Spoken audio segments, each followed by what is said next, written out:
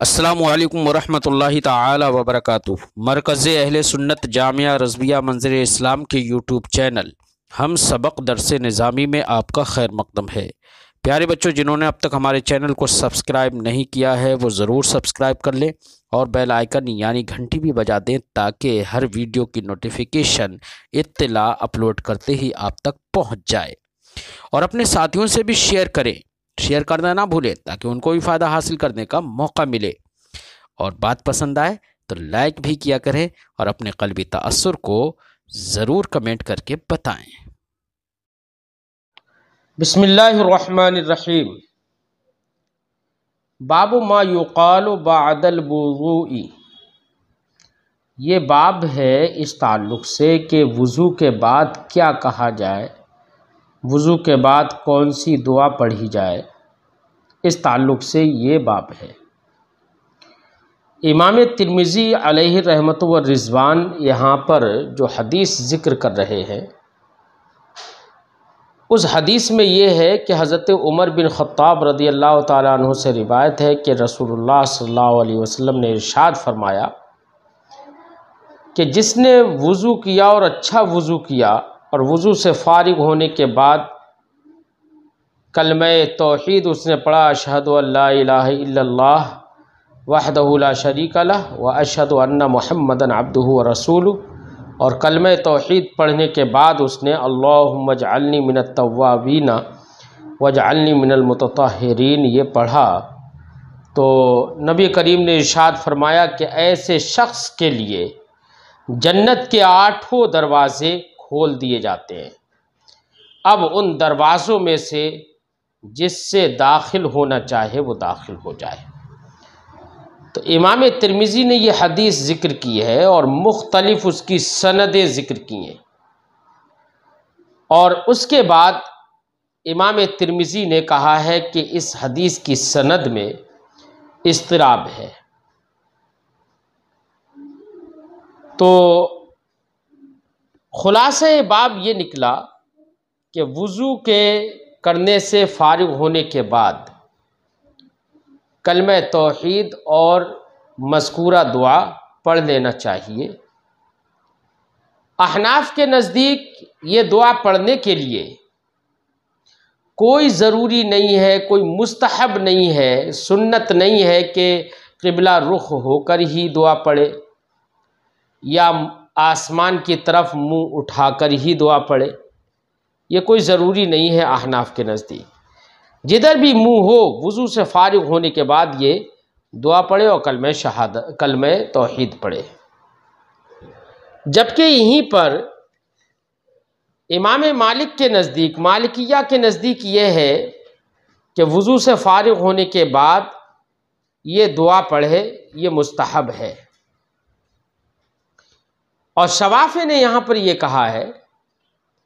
کہ وضو سے فارغ ہونے کے بعد یہ دعا پڑھنا مستحب ہے، یعنی مستحب تو سب کے نزدیک ہے، لیکن شوافی نے ایک بات یہ کہی ہے کہ قبلہ رخ ہو کر یہ دعا پڑھے، یعنی جب یہ دعا پڑھے تو اپنا منہ قبلہ شریف، کعبہ شریف کی جانب کر لے۔ جبکہ یہاں پر حنابلہ نے یہ کہا کہ جب وضو سے فارغ ہو جائے تو دعا پڑھنا یہ مستحب ہے، لیکن یہ دعا پڑھنے کے وقت میں وہ اپنا منہ آسمان کی طرف اٹھائے گا۔ تو یہ تھوڑا سا فرق ہے مذاہب میں، لیکن دعا پڑھنا سب کے نزدیک مستحب ہے۔ ظاہر بات ہے کہ وضو کرنے سے فارغ ہو گیا، وضو ایک طہارت ہے، اور دعا کے اندر بھی یہی بتایا جاتا ہے، یہی ہے دعا کا مطلب کہ اللہ سے دعا کی جا رہی ہے، اللہم اجعلنی من التوابین، اے اللہ تو مجھے توبہ کرنے والوں میں سے بنا دے، واجعلنی من المتطہرین، اور پاکیزہ رہنے والے لوگوں میں سے مجھے بنا دے۔ تو ایک اچھی دعا ہے، دعا پڑھنا چاہیے مختلف احادیث میں۔ یہاں پر ایک بات یہ میں ذکر کر دوں کہ امام ترمذی نے جو یہاں پر سند پیش کی ہے اور جو روایت پیش کی ہے، اس کے بارے میں امام ترمذی نے تو یہ کہا ہے کہ اس حدیث کی سند میں اضطراب ہے، لیکن علامہ ابن حجر عسقلانی رحمۃ اللہ تعالی علیہ فرماتے ہیں کہ امام ترمذی کی بیان کردہ روایت کی سند میں اضطراب ہے، لیکن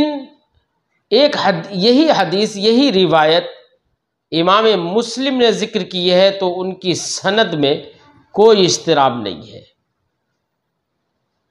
تو ان کے نزدیک کوئی اضطراب نہیں ہے، ان کے یہاں پر انہوں نے جو سند پیش کی ہے اس میں کوئی اضطراب نہیں ہے۔ اس میں کیا ہے؟ امام مسلم نے جو حدیث ذکر کی ہے اس کے الفاظ کیا ہیں؟ تو اس کے الفاظ علامہ ابن حجر عسقلانی علیہ رحمۃ و رضوان نے یوں ذکر کیے ہیں کہ سرکار نے ارشاد فرمایا، من دعا بوضوء فتوضأ فساعة فرغ من وضوئه يقول اشهد ان لا اله الا الله واشهد ان محمد رسول الله اللهم اجعلني من التوابين واجعلني من المتطهرين، کہ سرکار نے فرمایا کہ جس نے وضو کا پانی منگایا پھر اس نے وضو کیا اور وضو سے فوراً فارغ ہونے کے بعد اس نے یہ کہا اشہد ان لا الہ الا اللہ، فوراً فارغ ہونے کے بعد وہ یہ کہے اشہد ان لا الہ الا اللہ و اشہد ان محمد رسول اللہ، اور ساتھ میں ہے اللہم اجعلنی من التوابین واجعلنی من المتطہرین۔ تو یہ حدیث پاک جو ہے اس کے بارے میں علامہ ابن حجر نے فرمایا اس کی سند میں کوئی اضطراب نہیں ہے۔ بہرحال سند میں امام ترمذی نے جو ذکر کیا حدیث اس کی سند میں اضطراب ہے۔ اب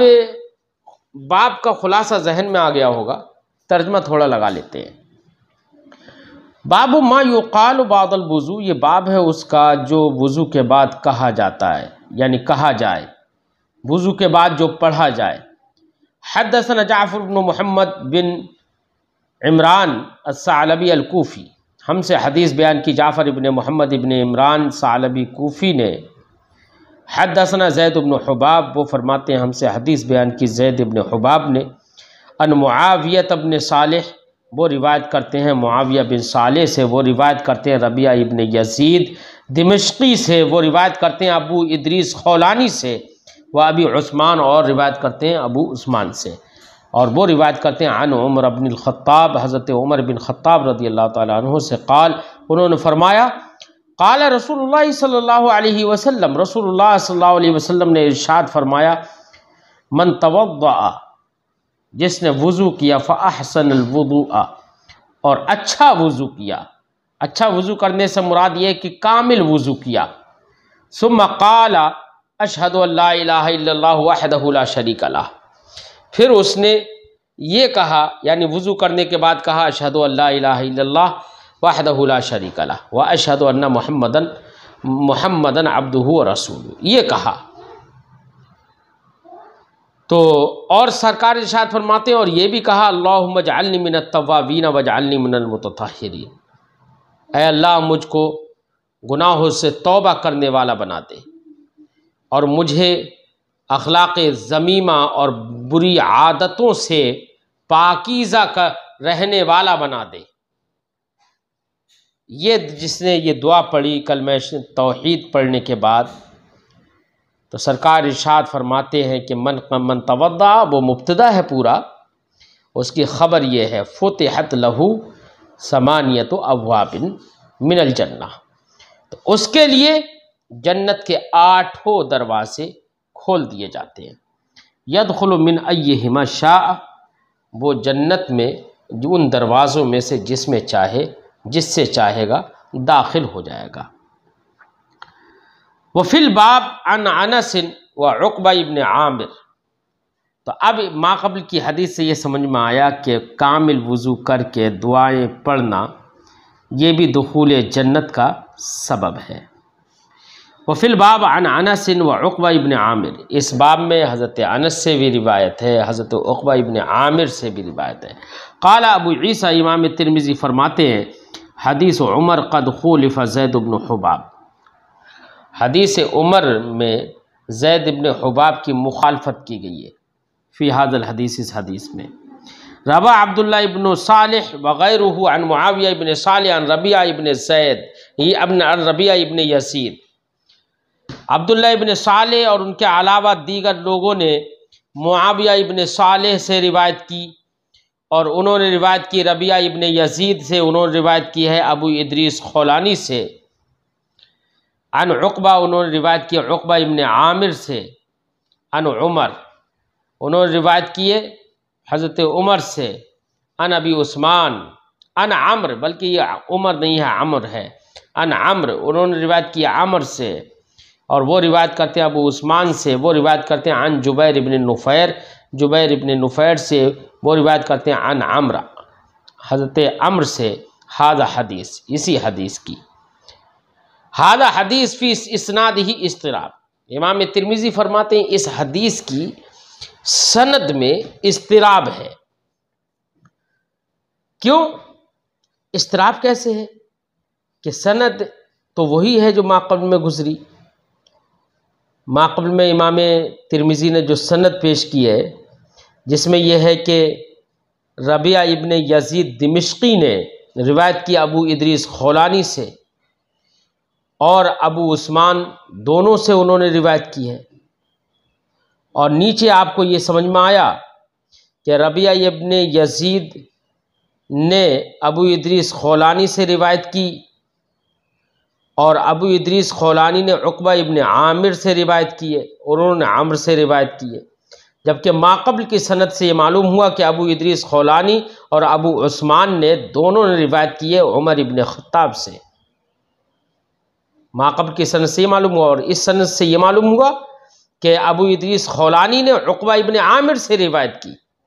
اور ماقبل میں یہ سمجھ میں آیا کہ خولانی نے روایت کی عمر ابن خطاب سے، یہی ہے اضطراب۔ امام ترمذی فرماتے ہیں وفی ھذا الباب، امام ترمذی فرماتے ہیں کہ وفی وھذا حدیث فی اسنادہ اضطراب، اس حدیث کی سند میں اضطراب ہے، ولا یصح عن النبی صلی اللہ علیہ وسلم فی ھذا الباب کثیر الشیء، اور رسول اللہ صلی اللہ علیہ وسلم سے اس باب میں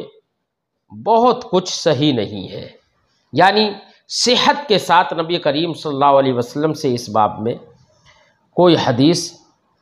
مروی نہیں ہے سرکار سے براہ راست۔ لیکن میں نے آپ کو ایک حدیث ذکر کی تھی اس سے پہلے کہ جس کے بارے میں علامہ ابن حجر العسقلانی علیہ الرحمٰن نے ارشاد فرمایا کہ امام مسلم نے یہ حدیث ذکر کی ہے، اس حدیث کی سند میں کوئی اضطراب نہیں ہے، اور امام ترمذی کہہ رہے ہیں کہ اس باب میں کچھ بھی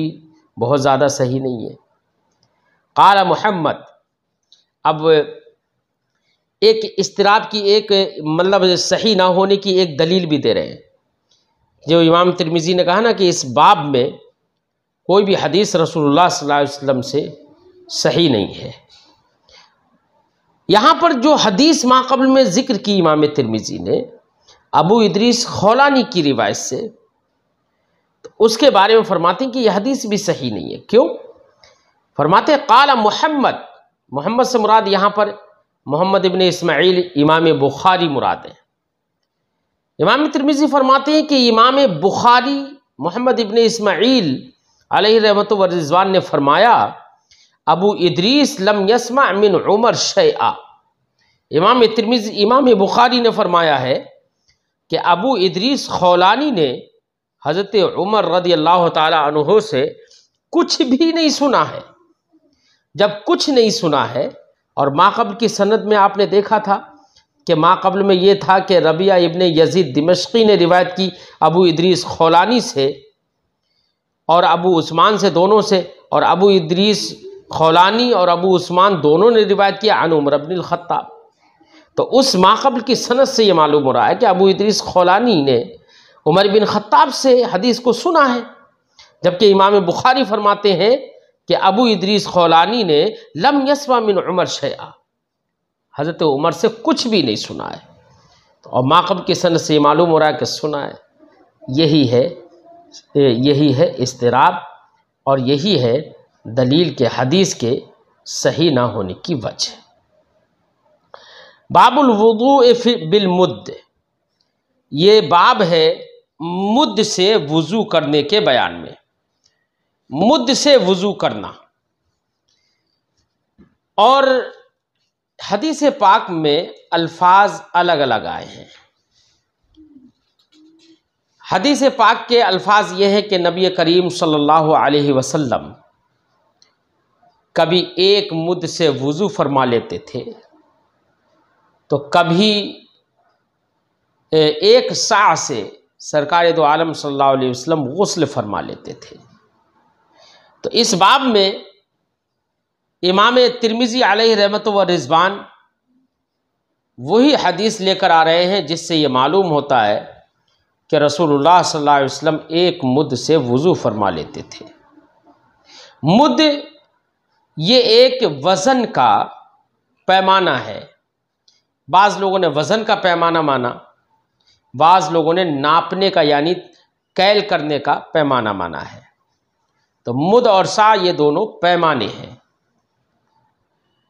مد کیا ہے اور سا کیا ہے؟ تو یہاں پر امام اعظم علیہ رحمت و رضوان کے نزدیک مد 2 رطل کا ہے۔ پھر آپ کو رطل سمجھنا پڑے گا۔ بہرحال ابھی تو یہ سمجھیے کہ مد 2 رطل کا ہے امام اعظم کے نزدیک، جبکہ امام احمد ابن حنبل، امام مالک اور امام شافعی اور انہی کے ساتھ ہے امام ابو یوسف بھی، ان حضرات کے نزدیک ایک مد 1 رطل اور 1 ثلث رطل کا ہوتا ہے، یعنی ایک پورا رطل اور دوسرے رطل سے ثلث، یعنی دوسرے رطل کے اگر 3 حصے کیے جائیں تو 3 میں سے 1 حصہ، 1/3۔ تو 1 رطل اور 1/3، ایک صحیح 1/3 رطل کو مد کہتے ہیں ان حضرات کے نزدیک۔ اور سا کسے کہتے ہیں؟ تو سا کے سلسلے میں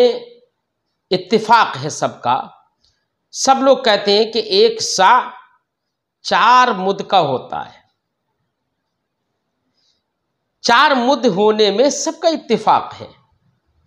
کہ 4 مد کا 1 سا ہوتا ہے، لیکن چونکہ اختلاف تو مد میں تھا تو اب سا کی مقدار بھی الگ الگ ہو جائے گی۔ امام اعظم کے نزدیک 1 مد 2 رطل کا تھا اور 1 سا 4 مد کا ہے، تو 1 سا کے اندر 8 رطل ہو جائیں گے، تو 8 رطل کا 1 سا ہوگا امام اعظم کے نزدیک۔ اور ائمہ ثلاثہ اور امام ابو یوسف کے نزدیک چونکہ مد نام تھا 1 صحیح 1/3 کا، 1 صحیح 1/3 رطل کا، تو اب ان حضرات کے نزدیک جو سا ہوگا وہ کتنے رطل کا ہوگا؟ تو اس کے بارے میں ان کے نزدیک غور کریے کہ 1 صحیح 1/3 رطل کا 1 مد ہے اور 4 مد کا 1 سا ہے، تو اب 1 سا میں کتنے رطل ہوں گے ان لوگوں کے نزدیک؟ امام اعظم کے نزدیک تو کل 8 رطل ہو جائیں گے، لیکن ان لوگوں کے نزدیک 5 رطل مکمل ہوں گے اور 1 ثلث رطل ہوگا، یعنی ان لوگوں کے نزدیک 5 صحیح 1/3 رطل کا 1 سا ہوگا۔ یہ اختلاف ہے مد کے بارے میں کہ مد کتنے کو کہتے ہیں، کتنے رطل کو کہتے ہیں۔ اعلیٰ حضرت علیہ رحمت و رضوان نے فتاوی رضویہ میں ایک بیان ارشاد فرمایا جس سے یہ معلوم ہوتا ہے کہ مد اور سا سے مراد وزنی پیمانہ ہے یا کیلی پیمانہ ہے۔ بھئی ہمارے یہاں پر 2 طرح کے پیمانے ہوتے ہیں، پہلے بھی 2 طرح کے پیمانے استعمال کیے جاتے تھے۔ ایک پیمانہ وہ ہوتا ہے جس کے ذریعے سے کسی چیز کو تولا جاتا ہے، وزن کیا جاتا ہے، جیسے ترازو وغیرہ سے، ہے نا، آدھا کلو، 1.5 کلو، 1 کلو، اس طریقے سے۔ اور ایک وہ ہوتا ہے جس کو لیٹر ہمارے یہاں پر کہا جاتا ہے، اسٹینڈرڈ لیٹر کہا جاتا ہے اسے، اس سے ناپا جاتا ہے۔ تو جو ناپنے والی پیمانے ہوتے ہیں ان کو کیل کہتے ہیں یا اس کو مکیال کہتے ہیں، اور ایسی چیزیں جو کہ ناپی جاتی ہیں ان کو کیلی کہا جاتا ہے۔ اور جن کا وزن کیا جاتا ہے ان کو وزنی کہا جاتا ہے۔ اعلیٰ حضرت علیہ رحمت و رضوان نے فتاوی رضویہ میں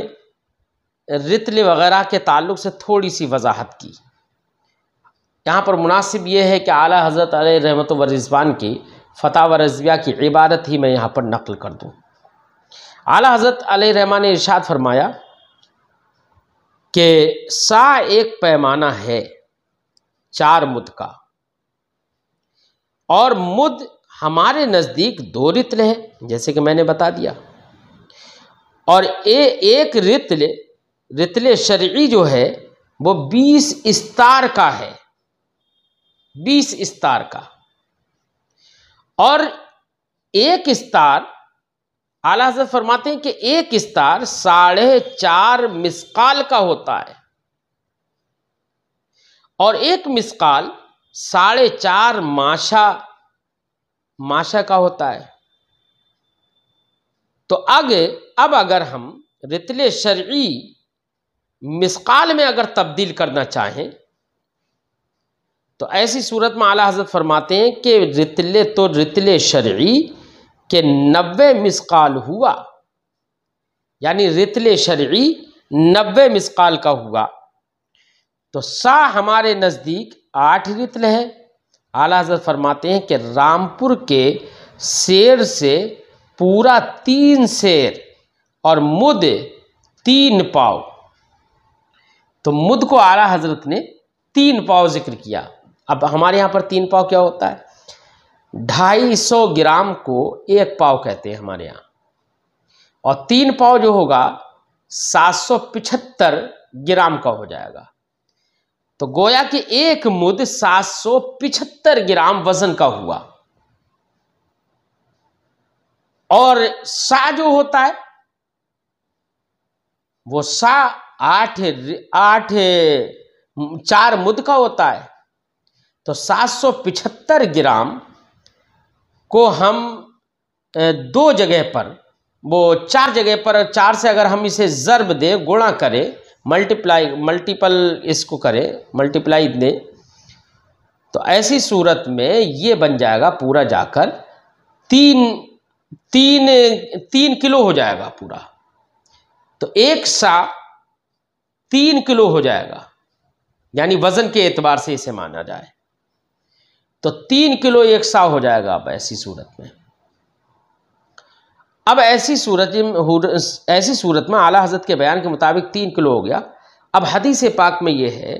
کہ سرکار دو عالم صلی اللہ علیہ وسلم 1 مد سے وضو فرما لیتے تھے اور 1 سا سے غسل فرما لیتے تھے۔ اب سوال یہاں پر یہ ہے کہ کیا 1 مد ہی سے وضو کرنا ضروری ہے؟ یہ تحدید ہے۔ 1 سا سے ہی غسل کرنا ضروری ہے، کیا یہ تحدید ہے یا یہ کہ اجازت ہے کہ آدمی ضرورت بھر پانی استعمال کر سکتا ہے؟ تو اس سلسلے میں تمام ائمہ کا اتفاق ہے کہ حدیث میں تحدید نہیں ہے، حد بندی نہیں ہے کہ اتنا ہی استعمال کرے گا، ضرورت بھر آدمی استعمال کر سکتا ہے۔ اگر کسی کو 2 مد کی ضرورت ہے تو 2 مد کا بھی استعمال کر سکتا ہے، 3 مد کا بھی استعمال کر سکتا ہے، مثلا 1 لیٹر کی ضرورت ہے 1 لیٹر استعمال کر سکتا ہے، 2 کی ضرورت ہے تو 2 لیٹر بھی استعمال کر سکتا ہے۔ لیکن وضو کامل جتنے سے ہو جائے، اسباغ جس میں ہو جائے، 3 بار اعضاء جس سے دھل جائیں، اتنا ہی پانی استعمال کرے گا۔ اس سے زیادہ فالتو اگر پانی بہاتا ہے تو وہ اسراف ہوگا اور حرام ہوگا، جبکہ کوئی غرض صحیح نہ ہو۔ اور اگر کسی غرض صحیح کے پیش نظر اگر اس نے پانی زیادہ استعمال کر لیا تو وہ حرمت بھی نہیں ہوگی۔ مثال کے طور پر سخت گرمی ہے تو ٹھنڈک حاصل کرنے کے لیے اس نے بار بار پانی ڈال لیا، یا کوئی اور ایسی صورت ہو تو اس میں کوئی حرمت کی بات نہیں ہے۔ یہ ہے باب کا خلاصہ۔ اب ہم ترجمہ لگاتے ہیں۔ باب الوضوء بالمد، مد سے وضو کرنے کا بیان۔ اچھا، میں یہاں پر ایک بات ذکر کر دوں کہ کچھ احادیث میں یہ ہے کہ سرکار ایک مد سے وضو فرما لیتے تھے اور ایک سا سے غسل فرما لیتے تھے، جبکہ کچھ روایتوں میں یہ ہے کہ رسول اللہ صلی اللہ علیہ وسلم زیادہ سے بھی وضو فرماتے تھے اور زیادہ سے غسل فرماتے تھے۔ تو مختلف روایتیں ہیں، تو اعلیٰ حضرت علیہ رحمت و رضوان نے ان مختلف روایتوں کے درمیان تطبیق دی ہے، اور فتاوی رضویہ میں اعلیٰ حضرت علیہ الرحمٰن نے ایک جگہ ارشاد فرمایا کہ چونکہ وضو میں کبھی اعضائے وضو سرکار نے ایک ایک بار دھوئے، صرف فرض ادا کیا، کبھی اعضائے وضو دو دو بار دھوئے، کبھی اعضائے وضو تین تین بار دھوئے، تو جب سرکار نے اعضائے وضو ایک ایک بار دھوئے تو جہاں پر جب سرکار نے جب بیان جواز کے لیے ایک ایک بار دھوئے تو وہاں پر صرف ایک مد سے سرکار نے وضو فرما لیا، لیکن دو دو بار دھوئے تو وہاں پر دو مدوں سے سرکار نے وضو فرمایا، اور اگر تین تین بار دھوئے تو مزید اس سے زیادہ پانی استعمال کیا۔ لہذا احادیث کے درمیان کوئی تعارض نہیں ہے کہ کسی حدیث میں ہے ایک مد سے وضو کیا، کسی میں کہا کہ دو مد سے وضو کیا، اس میں کوئی حرج کی بات نہیں ہے، کوئی تعارض بھی نہیں ہے۔ کیوں؟ جب ایک مد سے وضو کیا وہاں پر ایک ایک بار دھویا، دو مد سے وضو کیا تو دو دو بار دھویا، تو اس میں کیا تعارض کی بات ہے؟ کوئی تعارض کی بات نہیں ہے۔ تو فرماتے ہیں، اب ترجمہ لگاتے ہیں، باب الوضوء بالمد، یہ مد سے وضو کرنے کا بیان۔ حدثنا احمد بن منی و علی بن حجر، ہم سے حدیث بیان کی احمد ابن منی نے اور علی ابن حجر دونوں نے، قالا، دونوں حضرات نے کہا، حدثنا اسماعیل بن علیہ عن ابی ریحانہ، ہم سے حدیث بیان کی اسماعیل ابن علیہ نے، وہ روایت کرتے ہیں ابو ریحانہ سے، وہ روایت کرتے ہیں عن سفینہ، حضرت سفینہ سے، وہ فرماتے ہیں کہ ان نبی صلی اللہ علیہ وسلم کان یتوضا، کہ نبی کریم صلی اللہ علیہ وسلم، حضرت سفینہ فرماتی ہیں کہ نبی کریم صلی اللہ علیہ وسلم کان یتوضا بالمد، مد سے وضو فرماتے تھے، ویغتسل بالصاع، اور صاع سے سرکار دو عالم صلی اللہ علیہ وسلم غسل فرما لیتے تھے۔ اسی کا قول تمام فقہا نے کیا کہ مد نام ہے، احناف کے نزدیک 2 رطل کا اور ان کے نزدیک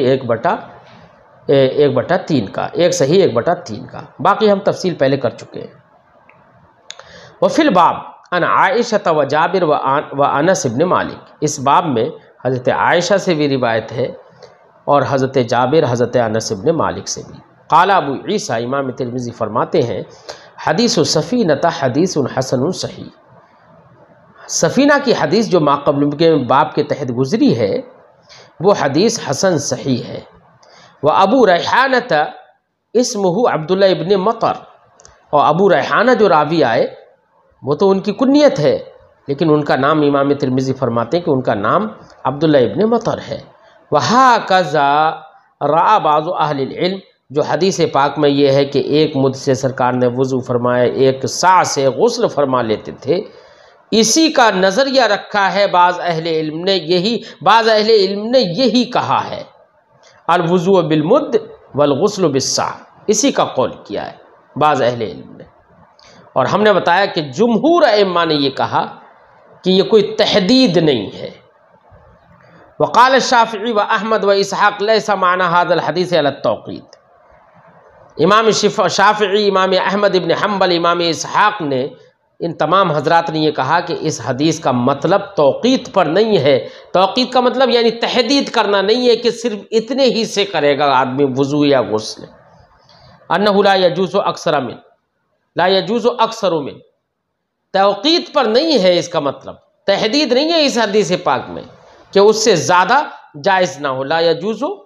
اکثر منہ ہو کہ اس سے زیادہ استعمال کرنا جائز ہی نہ ہو، ولا اقل، اور نہ ہی اس سے کم استعمال کرنا جائز ہو، یہ تحدید نہیں ہے۔ وَهُوَ قَدْرُ مَا يَكْفِي، تو مد سے کم وہ ہوگا جو اس مقدار ہوگا پانی جو کافی ہو جائے۔ فرماتے ہیں وَهُوَ قَدْرُ مَا يَكْفِي، اتنا پانی استعمال کرے گا، اس مقدار پانی استعمال کرے گا جس مقدار وہ پانی اس کو کافی ہو جائے۔ باب کراہیت الاسراف فی الوضو، وضو میں اسراف کی کراہت کا بیان، یعنی وضو میں پانی کو بلا وجہ میں خرچ کرنا، بلا غرض صحیح کے اس کو بہانا، یہ اسراف ہے اور اسراف حرام ہے۔ ہمارے بزرگوں نے فرمایا لا خیر فی الاسراف ولا اسراف فی الخیر، اسراف میں کوئی بھلائی نہیں ہے اور بھلائی میں کوئی اسراف نہیں ہے۔ بہرحال پانی کتنا بھی صحیح، کتنا بھی زیادہ ہو، لیکن نبی کریم صلی اللہ علیہ وسلم نے، ہمارے اس دین اسلام نے پانی کو حد سے زیادہ بلا ضرورت، بلا وجہ شرعی یا بلا غرض صحیح پانی کو بہانا یہ جائز قرار نہیں دیا اور کہا کہ یہ حرام ہے، اسراف ہے۔ تو جو مذہب ایک پانی کو بلا ضرورت بہانے کی اجازت نہ دے، وہ انسانی خون کو بہانے کی اجازت کیسے دے سکتا ہے؟ اس لیے اسلام یہی امن و شانتی کا دین ہے، اسلام یہ امن و سکون کا دین ہے، مذہب ہے۔ لوگ در حقیقت اسلام کو نہیں سمجھتے، جس کی وجہ سے اسلام کو بدنام کرنے کے لیے، اپنے بغض و عناد کی بنا پر اسلام کو بدنام کرنے کے لیے کہتے ہیں کہ اسلام دہشت گردی کا سبق دیتا ہے۔ ان کو چاہیے کہ وہ اسلام کو صحیح سے پڑھیں۔ باب کراہیت الاسراف فی الوضو، وضو میں اسراف یعنی بلا غرض صحیح پانی کو خرچ کرنے کی کراہت کا بیان۔ حدثنا محمد بن بشار، ہم سے حدیث بیان کی محمد ابن بشار نے، قال انہوں نے کہا، ہم سے حدیث بیان کی محمد ابن بشار نے، حدثنا ابو داؤد، وہ کہتے ہیں ہم سے حدیث بیان کی ابو داؤد نے، وہ کہتے ہیں حدثنا خارجہ ابن مصعب، ہم سے حدیث بیان کی خارجہ ابن مصعب نے، وہ روایت کرتے ہیں یونس ابن عبید سے، اور وہ روایت کرتے ہیں حسن سے، وہ روایت کرتے ہیں عمی ابن ضمرہ سعدی سے، وہ روایت کرتے ہیں ابی بن کعب سے، وہ روایت کرتے ہیں نبی کریم صلی اللہ علیہ وسلم سے۔ عن نبی صلی اللہ علیہ وسلم قال، سرکار سے مروی ہے، سرکار نے ارشاد فرمایا ان للوضوء شیطانا، وضو کا ایک شیطان ہوتا ہے۔ وضو کا شیطان کا مطلب یعنی ایک ایسا شیطان ہوتا ہے جو وضو میں وسوسے ڈالتا ہے۔ یقال لہ ولہان، جس شیطان کو ولہان کہا جاتا ہے۔ ولہان اس کو اس لیے کہا جاتا ہے کہ ولہا یولہ، ولہن اس کا معنی ہوتا ہے بہت دلدادہ ہونا، حریص ہونا۔ کہا جاتا ہے کہ شیطان جو وضو کے میں وسوسے ڈالتا ہے، وہ اس بات کا بہت حریص ہوتا ہے کہ لوگ کسی طریقے سے اللہ کا ذکر کرنا بھول جائیں، بسم اللہ پڑھنا بھول جائے، تاکہ وہ لوگوں کو وسوسے میں ڈالے۔ اسی لیے ہمارے بزرگوں نے فرمایا کہ اعوذ باللہ پڑھ لینا چاہیے، اور جب بھی وسوسہ ہو تو لا حول ولا قوت الا باللہ کا ورد کرنا چاہیے۔ بہرحال سرکار نے ارشاد فرمایا کہ وضو کے لیے ایک شیطان ہوتا ہے، یقال لہ الولہان، جس کو ولہان کہا جاتا ہے۔ فاتقوا وسواس الماء، تو سرکار نے فرمایا کہ تو تم لوگ پانی کے وسوسوں سے بچو، کیونکہ پانی سے متعلق جو وسوسے ڈالتا ہے وہ ولہان، وہی شیطان ہی ڈالتا ہے، اس لیے وسوسوں سے بچو۔ وفی الباب، اس باب میں روایت ہے عبداللہ ابن عمرو سے اور عبداللہ ابن مغفل سے بھی، قال ابو عیسیٰ امام ترمذی فرماتے ہیں حدیث ابی بن کعب حدیث غریب، ابی بن کعب کی حدیث جو ہم نے باب کے تحت ذکر کی تھی وہ حدیث غریب ہے۔ ولیس اسنادہ بالقوی، اور اس کی اسناد بھی قوی اور مضبوط نہیں ہے عند اہل الحدیث، محدثین کے نزدیک۔ کیوں؟ لأننا لا نعلم احدا اسندہ غیر خارجہ، ہم نے خارجہ کے علاوہ کسی کو، غیر خارجہ، ہم نے خارجہ کے علاوہ کسی کو نہیں جانا کہ جس نے اس حدیث کی اسناد رسول اللہ صلی اللہ علیہ وسلم کی طرف کی ہو۔ وقد روی هذا الحدیث من غیر وجہ عن الحسن البصری، اور یہ حدیث کئی طریقوں سے حسن بصری سے بھی مروی ہے۔ قولہ ولا یصح فی ھذا الباب عن النبی صلی اللہ علیہ وسلم شیء، قولہ یعنی اس حدیث کی روایت من غیر وجہ کئی طریقوں سے حضرت حسن بصری سے ہوئی ہے، قولہ انہی کے قول کے طور پر، یعنی یہ رسول اللہ صلی اللہ علیہ وسلم کا فرمان نہیں ہے بلکہ حسن بصری کا فرمان ہے، اس طرح سے بھی یہ حدیث مروی ہے۔ ولا یصح فی ھذا الباب عن النبی صلی اللہ علیہ وسلم شیء، امام ترمذی فرماتے ہیں اس باب میں رسول اللہ صلی اللہ علیہ وسلم سے کوئی بھی حدیث صحیح ثابت نہیں ہے۔ اور خارجہ کے بارے میں فرمایا، اور امام ترمذی نے فرمایا کہ وَلَيْسَ إِسْنَادُهُ بِالْقَوِيِّ، یہ حدیث کی سند جو ہے وہ قوی نہیں ہے، تو قوی نہ ہونے کی وجہ کیا ہے؟ تو فرماتے ہیں وَخَارِجَ لَيْسَ بِالْقَوِيِّ، خارجہ جو راوی ہیں اس میں ایک آئے ہیں، فرماتے ہیں امام ترمذی وہ قوی نہیں ہے، عند اصحابنا، ہمارے اصحاب کے نزدیک یعنی محدثین کے نزدیک، وضعفه ابن المبارک، اور عبداللہ ابن مبارک رضی اللہ تعالی عنہ نے بھی خارجہ کو ضعیف قرار دیا ہے۔ تو امام ترمذی نے فرمایا کہ اس باب کے اندر کوئی بھی حدیث صحیح نہیں ہے۔